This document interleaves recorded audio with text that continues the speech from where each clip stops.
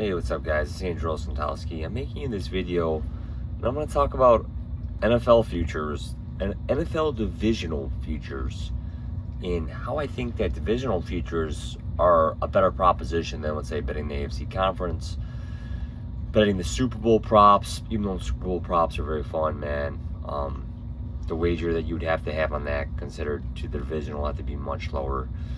And even, I'm going to tell you my point too, as far as why I don't think necessarily betting NFL divisional futures is your best bet either, as far as for betting compared to the regular season. So let's get into it, man. I feel like there's a lot of value on divisional futures compared to conference championships and the Super Bowl Super Bowl, as I mentioned. And that reason is because I feel like some of these bets are completely safe. Let's take the NFC East, for example. Let's look at the Dallas Cowboys, plus 121. They're the favorite to win the division. Second favorite to win the division is the Philadelphia Eagles at plus 170. You can literally bet both sides, the Cowboys and the Eagles, and you're going to come out with the winning proposition. If either of those underdogs win, you're making money. The thing is, you're going to have to. This is where betting futures has a downside. Your money's going to be tied up for 7-8 months. Also, it's going to take a considerable amount of money to make money off that bet. You know what I'm saying? And that's where they kind of got you at. Is that you're going to make money, but your money's tied up for 7-8 months that you're not going to be able to use it. So you're really kind of just holding your money hostage, almost like a bank. So that's what I do like about that, because we don't see the Giants or the Washington Commanders making a run for this divisional title. I don't imagine. So Dallas, Philly, and obviously it's in the best interest if you both lay $1,000 bets on both the Eagles and the Cowboys.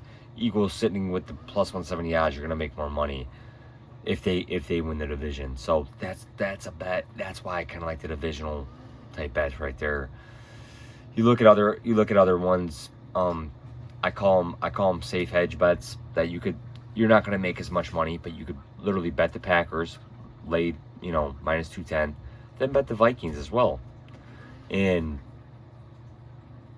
let's say you lay $2,100 on the Packers to win 1,000. Bet 1,000 on the Vikings to win 2662, and worst case scenario, Packers win, you break even. Vikings win, you make a little bit of money. So you could do type of bets like that. Obviously, the only inherent risk is if the other two teams happen to win the division. If either one of those two teams happen to win the division, but I don't see them being much of a possibility. I am high on Detroit this year, but I am just saying those are two type of bets. And you see the same scenario here with the Rams and the 49ers. And like I said, guys, the only problem, like I said, is that it ties up your money. And that's kind of what it's done with me. I'm going to make more money betting the regular season week to week than I am with future bets.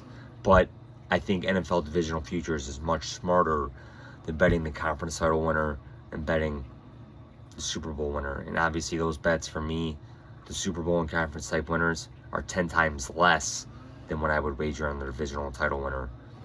But like I said, the big con to that is that it ties up your money for 7-8 months. As the divisional winners won't occur until January of 2023. So that's my take, guys. Like I said, if you're gonna bet futures, bet the divisional futures compared to conference and Super Bowl futures. But yeah, best case scenario for me in some of these, I would love to see the AFC West. I would love to see the Denver Broncos come out ahead and win the AFC West. That would be amazing with Russell Wilson.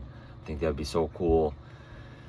AFC North, man, really interesting. We got Cincinnati, Baltimore, and Cleveland pretty much in a neck-to-neck. I would love to see Baltimore win it, just from a bias perspective. Really curious to see how the AFC East plays out. I like all four of those teams, man. I'm really, the Jets had a really good draft. Really want to see, man. I'm really kind of high on Miami as well. Let's see what Mac Jones does this year. NFC West, it's kind of a lower division, man. I'm not high on the Super Bowl champs. Not really high on a lot of these teams, man. I'd like to see what Seattle can do.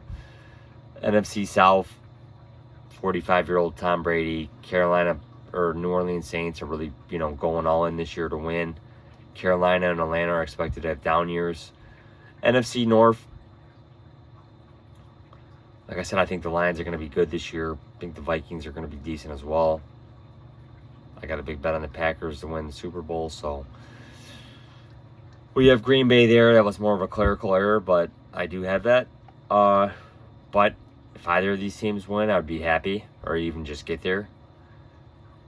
NFC East should be between Dallas and Philly. I kind of like Philly to win that. AFC South, man, that's really interesting, man. It's hard to really have faith in Indy with Matt Ryan. I'd kind of like to see Jacksonville pull this out of their butt, and win this.